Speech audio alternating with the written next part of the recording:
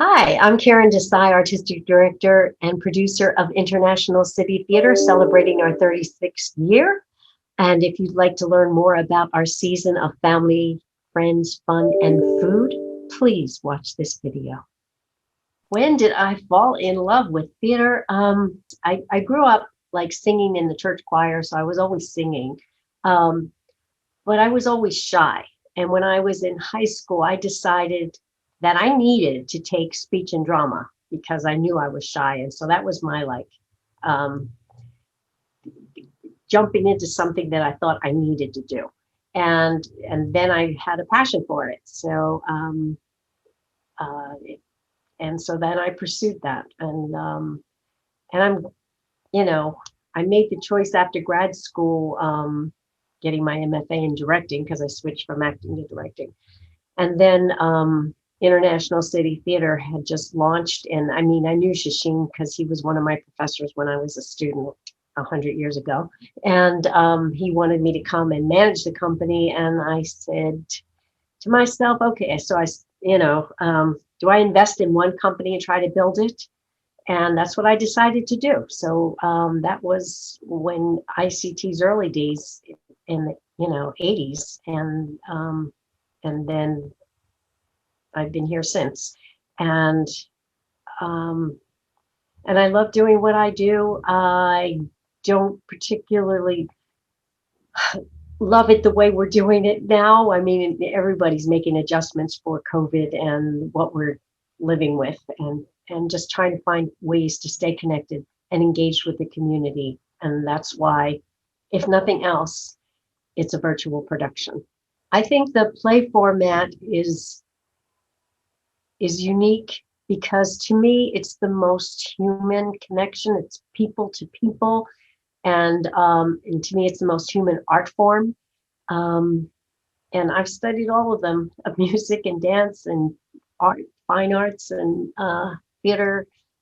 Um, and and I also think that theater contributes to a more educated and more harmonious society, because when you can bring people together under one roof to hear someone else's story, and maybe that person's different from you, but when you can get into their world, it creates empathy, and that creates understanding. And I think that's especially important right now. And it's a great way to bring people together and to promote that without a lecture, or or this is what we should be doing, or this is who we are. And it's a great way to get a dialogue going and get people thinking and exchanging ideas and thoughts. And that's a healthy thing.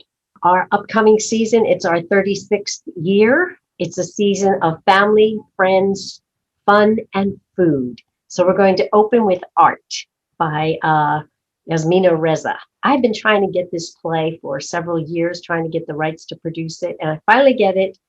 And I wish we were doing it on stage, but it will be a virtual production opening our season. And I directed one of her plays back in 2012. We did God of Carnage, which was a huge hit for us.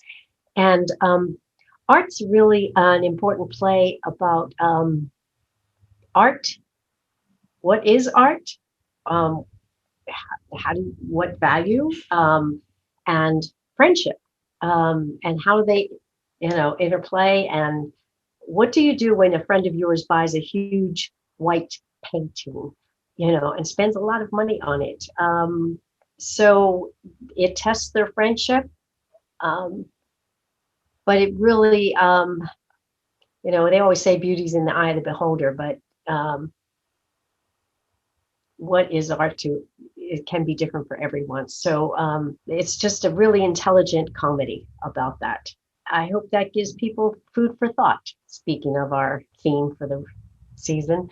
And that's what I hope they get from it. Then we're going to have another comedy, Slow Food, which we moved from last season because we couldn't produce it. And it's a fun comedy about a middle-aged couple who are celebrating their anniversary in Palm Springs, and they arrived late. They find a restaurant that hasn't closed yet, and a kitchen that's still open, and then they have the slowest waiter in the world. And during the course of the evening, trying to get service, just life and their journey and their relationship gets questioned. And they're empty nesters now, and so all those issues and questions come up, but also just the the fun idea of, like, being hungry and a waiter that talks more than serves. So it's for those patrons who have gone, are in that place for middle age or older. I mean, they can relate to the journey, and younger people will have a chance to view what's coming. And then the third show for our 2021 season is The Legend of Georgia McBride. And this is a really interesting, fun play. You can see we have a little emphasis on fun right now because we're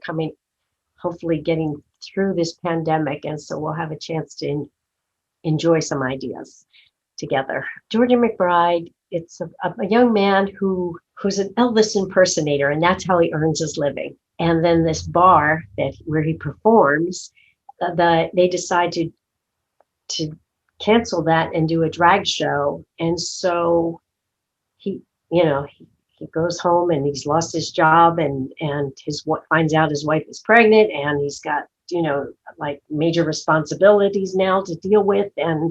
And so then he decides to learn to be a drag queen and participate. And so that whole journey for him and appreciating what that is a really fun story and touching as well. Then the fourth show of the season is another play that we moved from last season, 2020 to 2021, because we couldn't produce it. And it's a wonderful story, Closely Related Keys by Wendy Graff.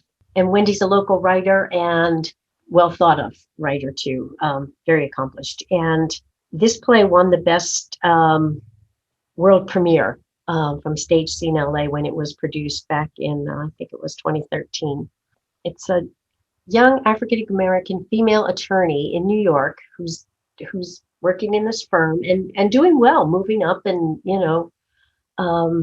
and then she finds out that she has a half sister from Iran who wants to come and live with her to study music at Juilliard. So is there more to her story? So I'll leave it at that and let you keep guessing. And then we're going to end the season with Blues in the Night, and great music from, Ella Fitzgerald to Duke Ellington. And it was put together and first directed by Sheldon Epps, who used to run the Pasadena Playhouse. And Ren Brown is going to be directing this. And he did a hit show for us that closed our 2019 season with Lady Day. It's women and one man in the story, but women, their journey, their trials and tribulations of romance and living, and wonderful music that, and it's mostly music that takes you on that journey. Fun things, some thought-provoking things to take you through this year, So trying to decide, like, the season and the situation we're in right now, where the theaters are closed, and what shows will be virtual and what shows will not, is not really up to us. So in fact, Blues in the Night was supposed to open this season, and I moved it to the end of the season, hoping by then we can once more gather together and hear stories live, even if it's social distancing, which we've already planned out for the theater.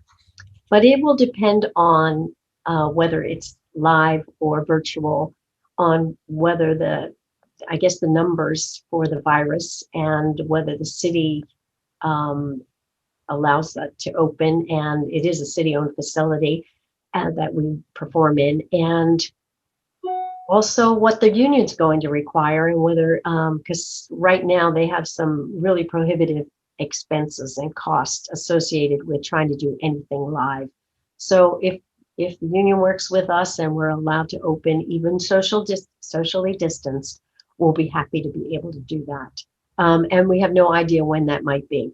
But one way or another, I'm really determined to do a season for our patrons, our community, and keep them engaged.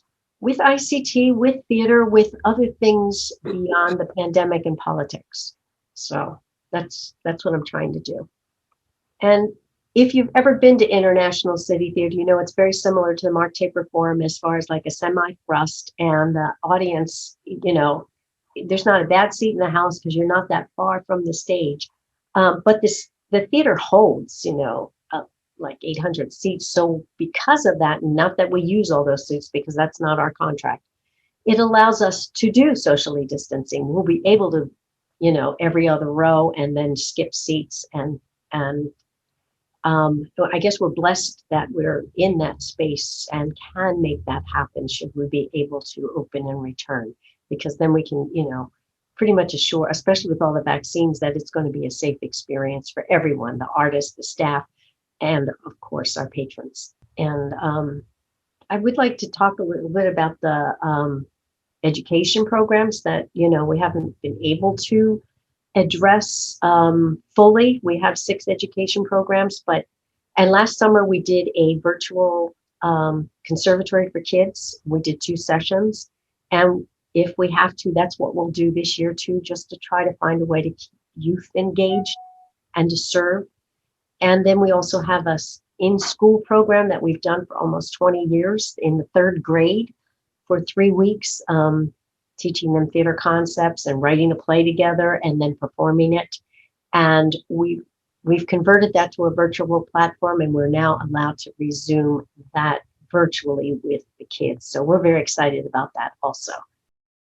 But we can't wait to be able to do all our programs and serve every age and demographic from 4 to 104, because that's how they've been designed, from young people to introduce them to theater, children to low-income seniors, and finding tickets and transportation to get them to the theater.